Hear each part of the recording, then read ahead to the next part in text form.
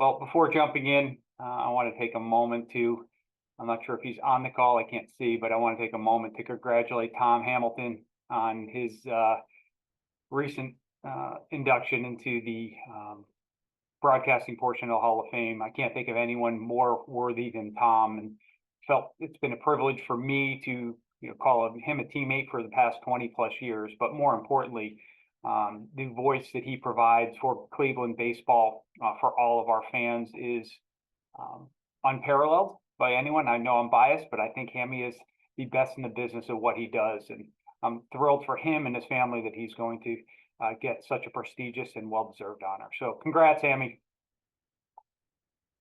And with that, I don't really have anything. I just want to make sure I was available to answer any questions following a series of moves over the course of the last week or so. So feel free to fire away with any questions. Chris, with the addition of Luis Ortiz and bringing Bieber back, do you still feel you have to add to the rotation? Well, we're in a much better position now, Paul, than we were a few weeks ago.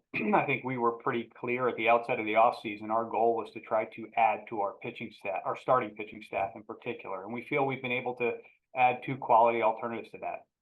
So now I think we can be a little bit more opportunistic and look at just the variety of different pathways we might have to improve the team, whether that's in the rotation or somewhere else. With that, Chris, go ahead. Chris, what is it about Ortiz that really appeals to you, and basically that, because in the end you traded Gimenez for him, I guess, when all the bodies are done moving to different spots. Yeah, I'm not sure we would call them bodies there. I think we're excited about the combination of players we were able to bring back in a series of transactions. Luis Ortiz will join our major league rotation, and we think there's a lot of reasons to be excited about what he brings to the organization. We love the developmental path that he was on last year. Went through some challenges initially at the major league level, but emerged as a really consistent starting pitcher with really good stuff. And we think he's got a really bright future ahead of him. He's got an above average. Throws a two-seamer, a four-seamer, a slider, a cutter.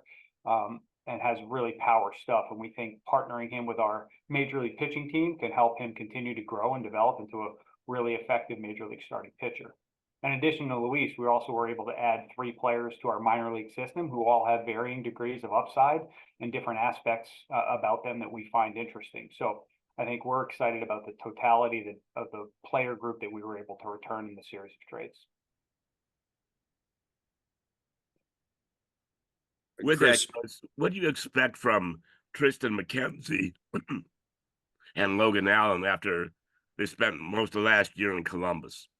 Yeah, Jeff, Tristan and Logan are in a group of pitchers that we've talked about. We really want to help them have a super productive offseason so they could come into spring training ready to compete for jobs and help our major league team win next year. There could be those opportunities that are available on opening day. But as we know, we will have opportunities for pitching and especially starting pitching over the course of the year. So we're counting on Logan and Tristan to be part of that group. Chris, you talked about the players coming back, but what about the players that you had to send out? Obviously, having to part with Andres Gimenez leaves a hole in the defense. What are the options there to sort of take his place? Yeah, Joe, trades like this are really hard, especially when they involve not just players, but people like Andres Gimenez and Nick Sandlin. Andres, from the time he joined the organization, not only excelled on the field, but was an incredible teammate, a guy that plays the game the right way, was really involved in our community, and a guy that we had really grown to appreciate his contributions. So it's difficult in trading a guy like Andres and Nick Sandlin, who is a key part of our bullpen for the last couple of years. But we feel that this trade made sense on a lot of fronts. One, again, because of the players we were able to get back, specifically in major league starting pitching. And it's also coupled with the fact that the strength of our organization is on the position player side, specifically in the middle infield. And we think we'll have opportunities for guys that were both at the major league level last year that can play second base. But we also feel that there are guys in our farm system might have an opportunity to impact us there. Specifically Tyler Freeman, Angel Martinez, Juan Brito, those guys. Yeah, Gabby Arias, Tyler Freeman, Daniel Schneeman, that whole group, plus, as you mentioned, Juan Brito, who we didn't get a chance to see last year, partially because we just didn't have an opportunity for him to play. And by trading Andres, we free up opportunities for that group to take the next step and impact our team. And as you look further down our system, Joe, it's also a position where we have a number of really exciting players throughout.